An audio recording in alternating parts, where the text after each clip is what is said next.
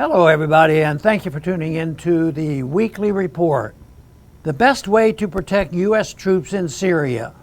Last week saw a sharp increase in attacks on U.S. troops occupying northeastern Syria, with a drone strike against a U.S. base blamed on pro-Iran forces and a U.S. counterstrike said to have killed at least 19 people.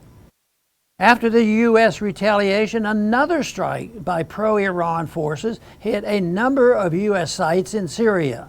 It may be just a matter of time before there are more strikes against the 900 U.S. troops based in Syria against Syria's wishes. One U.S. contractor was killed last time. Next time, it could be many more Americans. What's behind the sudden escalation? Fundamental changes in the Middle East over the past month have highlighted how indefensible is the continued U.S. occupation of Syria and Iraq.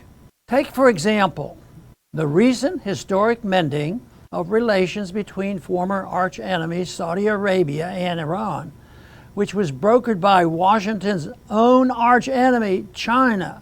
U.S. policy in the Middle East has long been divide and conquer, dating back at least to the Iran-Iraq War in the 1980s.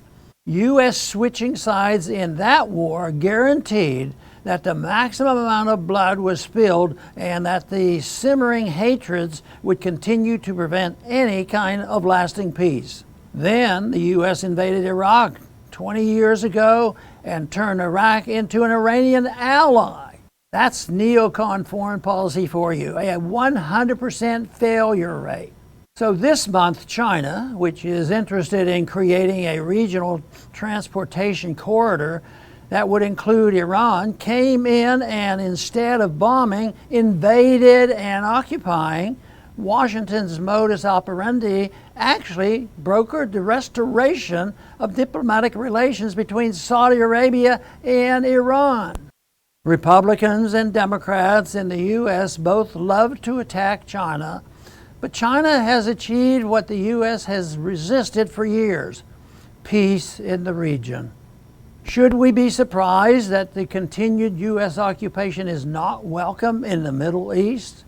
The United States occupies that huge chunk of Syria where the oil and agriculture is located, and the goal appears to be producing profits for U.S. multinational corporations from stolen natural resources and preventing the natural wealth of Syria to be used to rebuild that country.